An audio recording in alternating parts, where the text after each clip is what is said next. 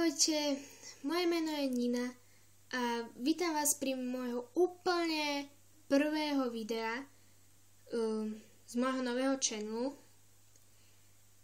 Keďže sa budem snažiť tu točiť rôzne tutoriály na manikúru alebo tak som sa rozhodla, že moje prvé video bude o mojej sade na nechty, čiže o mojich lakoch. Takže začneme s takými najzákladnejšími. To je asi takýto nadlak.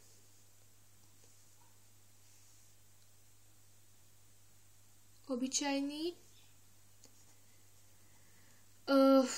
Používam ho fakt často, takže už je ho tu menej. Ďalej by som pokračovala asi lakmi od Essence, takže červený, rúžový, potom taký, čo ja viem, žlto-kaki, oranžový,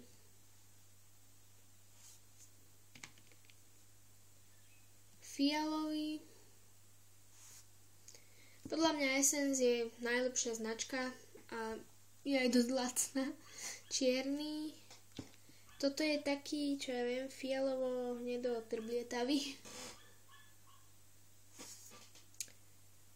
Potom od nich mám ešte aj taký zelený skôr, fialový, a tie už sú fakt také dosť staré. Potom od nich mám tento nadlak, ktorý vlastne v tme svieti.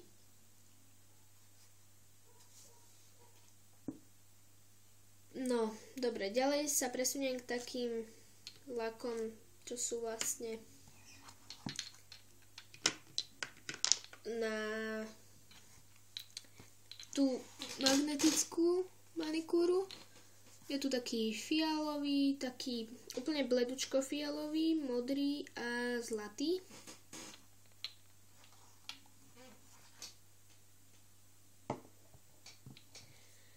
Moje kriklavé laky sú takýto zelený, ale moc nie je taký kvalitný. Rúžový, ten už je kvalitný. Z takej istej značky zelený, ten je tiež kvalitný dosť. Potom sú tu také rôzne rúžové a tak.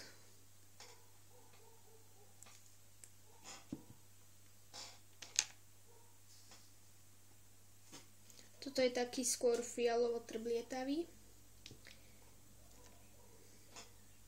Ďalší taký rúžový. Toto je taký skôr fialový. Úplne slabúčko rúžový. Nie je to tam asi dobre vidieť. Táto kvalita bude fakt strašná, lebo to natáčam mobilom. Potom je tu takýto čierny, ten už nepatrí samozrejme medzi rúžové, moc ho nepoužívam. Taký trblietkavý. Trblietkavý vlastne taký nadlak. A potom je taký, on vlastne mení farbu. Je tam, myslím, že fialová, hnedá, zelená. Není to vidieť dobre, ale je taký, no. Taký. Potom toto sú také úplne nekvalitné laky, to som dostala k takej veci. K takej, čo vám dáva nálepky. Potom tu mám zvlášť odložený dekoračný ten štetec. Potom tu mám fixku na francúzsku manikúru. Potom tu mám lak na francúzsku manikúru. Momentálne mám aj na nechtoch francúzsku.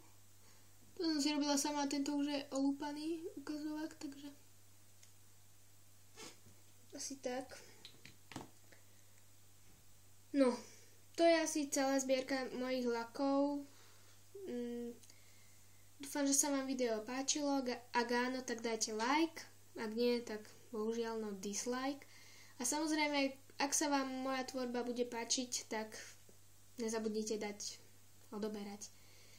Ďakujem, dovidenia.